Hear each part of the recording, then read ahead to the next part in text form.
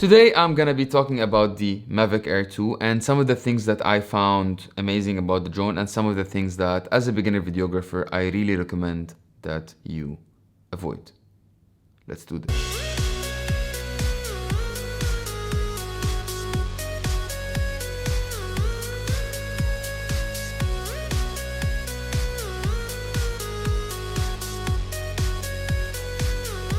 That's it. We're going to the desert. Oh, you don't want to go to the desert? We're going to the desert. No? Please?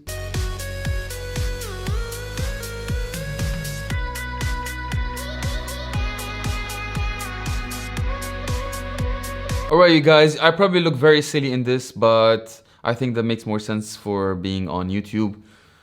I actually live in Dubai, so it's not that cold. I'm just faking it because I look much cooler. Today is a very special video because for the first time ever, I am going to be giving a product review, and I haven't done this before on this channel, so I'm gonna start off today with the Mavic Air 2. If you're a beginner videographer or photographer, this video is for you. If you're really advanced and you're doing some FPV stuff and you're like, oh, okay, I could fly this drone and I'll let someone do a backflip and then let the drone pass through his middle back and then turn through his eyes, probably you should skip and go watch Peter McKinnon or, you know, Sam Cold. Let's just start by addressing the elephant in the room. There's no elephant, but I'm gonna address it. Should you buy the Mavic Air 2? My very simple and honest response, yes. The Mavic Air 2 is by far one of my favorite drones that I flew. I did have the first generation of the Mavic Pro. It was absolutely fantastic, but I always found the Pro to be a little bit more bulky and not really friendly in my backpack. So I decided this time to opt in for the Mavic Air 2 because of the reviews that I saw. And I felt it was gonna be compact, small, and would have like some amazing capabilities. And honestly, since I bought it, it's been absolutely fantastic. I don't think I would need more range, more height.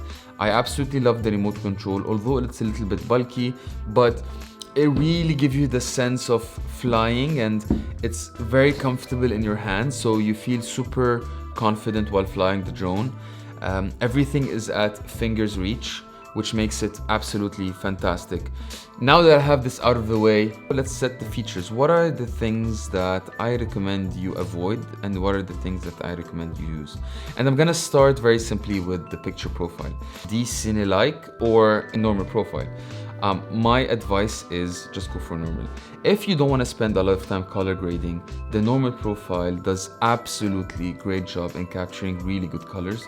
And not only that, if you take the normal profile and just do a little bit of fine adjustments, adding some saturation, a bit of exposure, you're definitely gonna have really good colors. Now, the dynamic range is not as big as the Cine-like, so most probably you're gonna have a blown out sky, but really, I found that shooting down or shooting a little bit below horizon, not straight into the sky, makes a much nicer shot than actually showing the entire sky. And you don't really want to spend a lot of time color grading your footage. You just want to put the footage there, just create an Instagram post it out there, show your friends that you could fly a drone.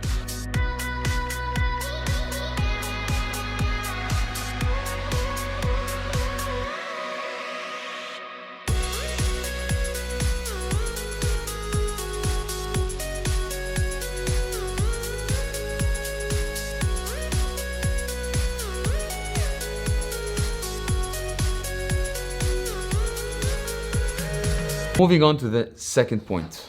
On the remote control here, you're gonna find three options. There's tripod mode, there's sports mode, and there's normal mode. Honestly, I found the best one and the one that I enjoyed the most was sports mode, but I did not go for sports mode until I felt super comfortable with my drone.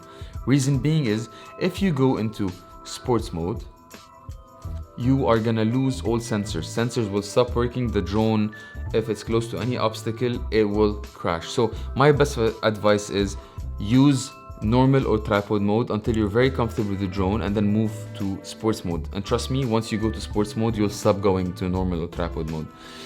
Next up, QuickShots. Did I enjoy them? Now, it's an amazing feature that you could only use at low frame rate, 24, 25, 30 frames per second. You can't use it 4K 60 frames, just be careful. But if you're at slow frame rate and you want to use QuickShots, they're really good. They're very easy to use, but I did not like them at all. I found them to be very slow, and I tried very much to control the speed of the shot. So if you pick helix or you pick circle or rocket one, I found it to be very slow. So try to do the same but manually and control the speed and the height. That's QuickShots for me. They're good, fun. I would not use them. Let's move on. Abu Wissam, what are you doing? Trying to turn on the Why are you fire fighting with Firas the whole time? because he always wants to do it his way. Things his way. Yeah. I just want to say one thing. Yeah. You need always to... Anta, you're gonna be talking to my 129 subscribers, by the way. عن جد؟ 130 today. إيه لا شو Who subscribed today? محمد Alicia حياتي. Have you subscribed to Abiyat's channel? No. Not yet. You're not After you see subscribed the to my photo? channel. أنا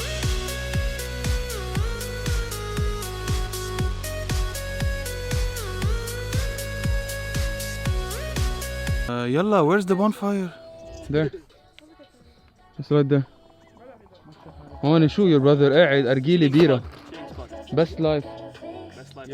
Start the bonfire. I will take photos of you. لا Okay? talk to the camera. هيك ما تصور؟ Yeah, I'm sorry.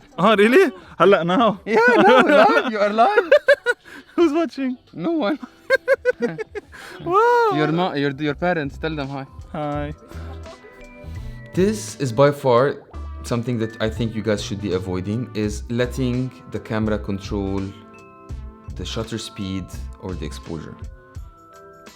Straight up, I'm gonna tell you this, go manual. The reason is, when you're up there, there's a lot of variables, right? Like if you go right, there's the sun. If you go left, the sun is behind you. So there's no shade, there's nowhere where you could, you know, like take a shot where you have a shade. It's not like being on ground. And you want to have the most cinematic shots and the most cinematic experience. Now, if you go in auto mode, the drone does not pick the most cinematic shot. What it's gonna do is just try to fix your exposure. So my best advice is go straight into manual.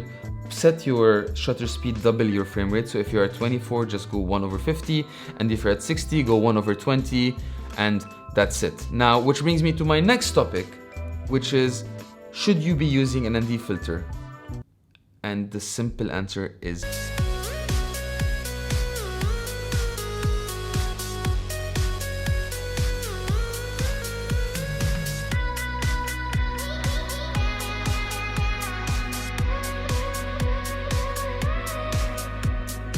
Sam, do you have anything to tell my 130 subscribers? They are 129 because I will unfollow you. And the simple answer is yes.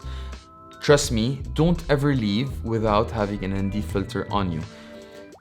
Again, up there, there are no obstacles, there's no shadow, there's only the sun and you. No, not you, there's the drone. There's just the sun and the drone. So if I am not shooting during golden hours, I will definitely slap on an ND16 there and then fly the drone no matter what. Now, here's a small little trick that I'm gonna give you, which is gonna help a lot. One of the things that's annoying with ND filters is you don't know which one to put on, right? So far, I don't think I've ever needed to use the 64 or 256. I don't know which situation you might use 256 unless you're flying the drone in the sun, like if you're taking off from the sun itself. I don't know if you could do that, but so far I've only used the ND16 and I live in the desert, so the sun is very strong. I don't think I've ever needed more than this. Now, my best advice is, if you really want to know which ND to use, just take the ND filter, close one eye, put it straight into the sun, and you could tell whether things are gonna be overexposed or underexposed. Can you see here?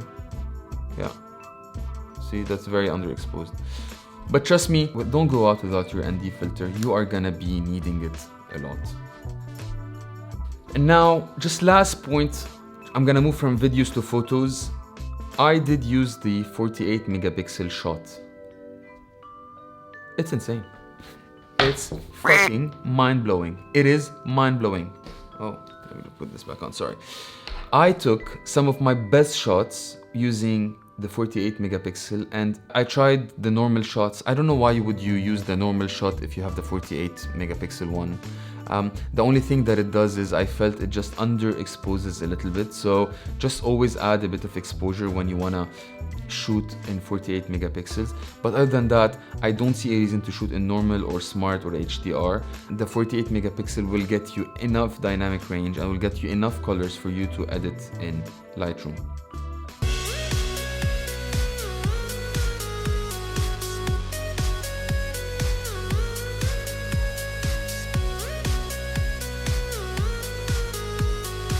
That's it for me, guys. Thank you so much for tuning in. I absolutely enjoyed doing this review. Let me know in the comments below if you guys found this useful and if you want me to do future reviews. Don't forget to hit the subscribe button, hit the like button, hit every single button you find your way. That will be very much appreciated. Peace.